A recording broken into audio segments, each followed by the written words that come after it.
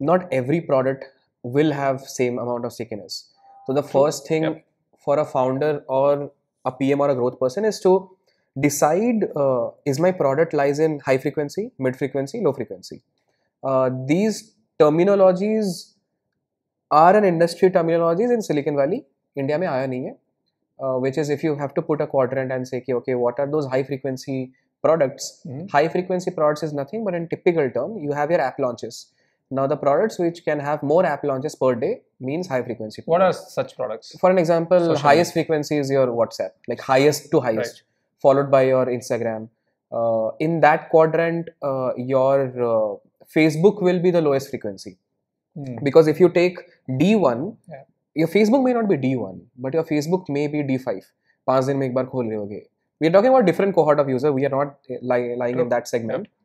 But first of all, the main task is that.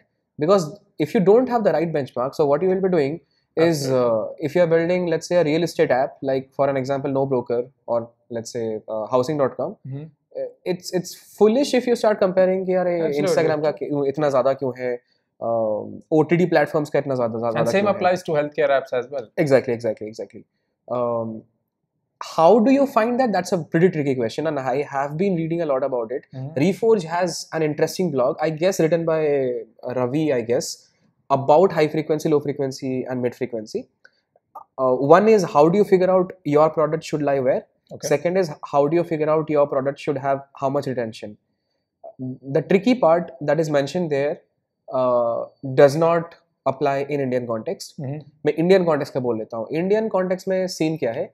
In US market, if a product is getting built, if there are 100 users, there will be at least 97 homogeneous users. If 97 people are homogeneous, then your retention is already nice. Sorted. Yeah. In India, it's a super duper heterogeneous area. Even if you get 5 people and you define your users being ki, okay, my users are 23 to 35, living in this, eating this, khatam. But no, the complexities are even more higher if that person is, the complexities are like this, that if the person is right now going to college, the behavior of opening the app is different. If the person is still doing online education, it's different. If the person is has completed everything and went out, which is abroad, it is different. Yep. Your product will still show that everything is same until unless you deep dive. Yep. So in India, what happens? There is nothing called as overall retention. There is cohort-based retention. True. Primarily. Yep. And that's what I generally feel that a lot of people don't do. Generally, if you see people talking about, okay, app का retention कितना है, I don't think that's the right approach. app के dormant users का retention कितना है, dead users का कितना है, dead users living in let's say metro cities कितना है, dead users who are paid, let's say कितना है and all, which is segmentation basically. Now, after you know what are your cohorts and what is the right retention that you are looking for, and there is no right logic. My logic is simple, that launch the app, look for the past 30 days data. Your data will tell you, okay, what is the right retention, what is the right time, and everything. What specific metrics? So you mentioned D30 is one. So for an example, high frequency app should be tracking bare minimum D7. Your D7 should be 60% plus. I'm still talking about slightly pessimistic number. Technically high frequency apps has 85% plus, because आपका app high frequency के लिए design हुआ है because it wants a lot of action happening. Because अभी realistic picture के portray करेंगे, होता क्या है? User came on the first day. Yep. Major drop off is on the first day. True. When I say major, it means 60%, 70%. Absolutely. तो पहला task is कि how do you decrease the churn? That's a separate topic. Yep. You figure out कि okay, first day में क्या क्या मैंने issue किया? Is it the acquisition funnel I want to fix?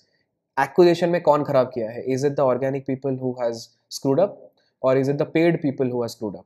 फिर paid के अंदर क्या screw up हुआ है? Is it the Facebook acquisition that is screwed up, or is it the Google acquisition that is screwed up?